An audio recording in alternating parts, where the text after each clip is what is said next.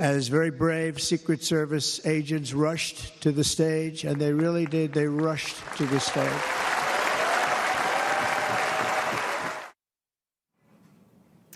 Former President Donald Trump recounting the attempted assassination on him last Saturday. For more, let's bring in a former DHS senior advisor, Charles Marino. Charles, thanks for joining us today. So Kimberly Cheadle is she's supposed to answer questions on Monday. She's been subpoenaed. We'll see if she shows up. If you were there to question her, what would you ask her? How did the overall operational plan fail so badly? Why wasn't that building covered and posted so that nobody could gain access to the roof? This was an easily identifiable threat that had to have come up and be recognized during the advance process prior to the event taking place. So why wasn't it mitigated? Why didn't the Secret Service do what they always do with other sites and coordinate very closely with state and local police who support the Secret Service around the country for all sorts of visits to make sure that that post and that building was secured? Yeah, Charles, I don't buy the whole sloped roof talk. I mean, these are, I don't understand. I mean, this is something I feel like my 12-year-old could go on and do. Yeah. I also, there's reports that say that, look, they spotted this gunman well before Donald Trump even took the stage. So if you see somebody who's suspicious, why did they let him go out there?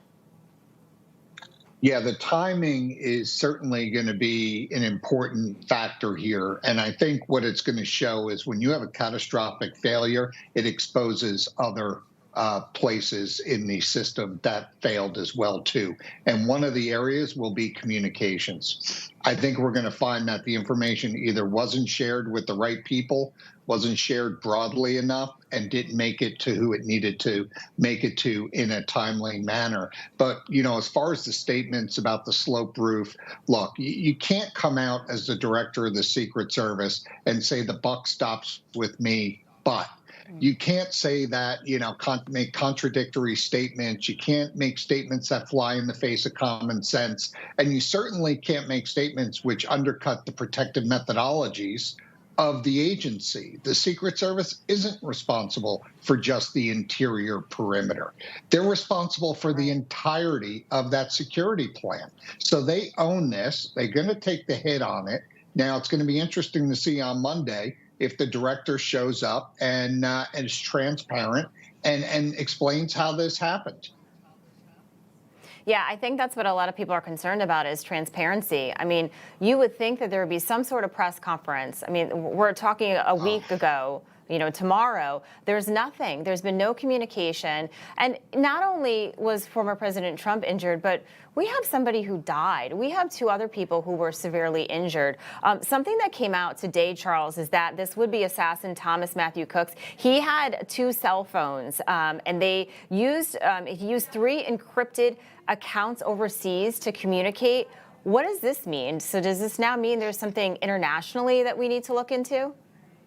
Yeah, the FBI is going to look into it, see if there's an international nexus. This could be anything. These could be international systems that were used, like Telegram, which is not a U.S. encryption-based messaging service. So this can go in a lot of directions. They'll get some more information. As far as the overarching social media footprint of this individual, there's not much there.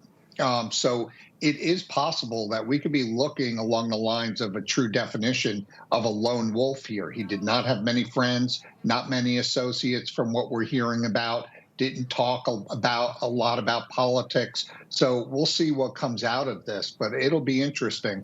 As far as the resources go for the Secret Service to achieve their mission, I think the Secretary of Homeland Security has some hard questions that he needs to answer too. Why didn't the Secret Service have the resources that they needed to conduct their zero-fail mission, where they need to be right 100% of the time? He oversees that. So if it's determined that the Secret Service just did not have the resources to do the job right and secure that building, then he should have to go.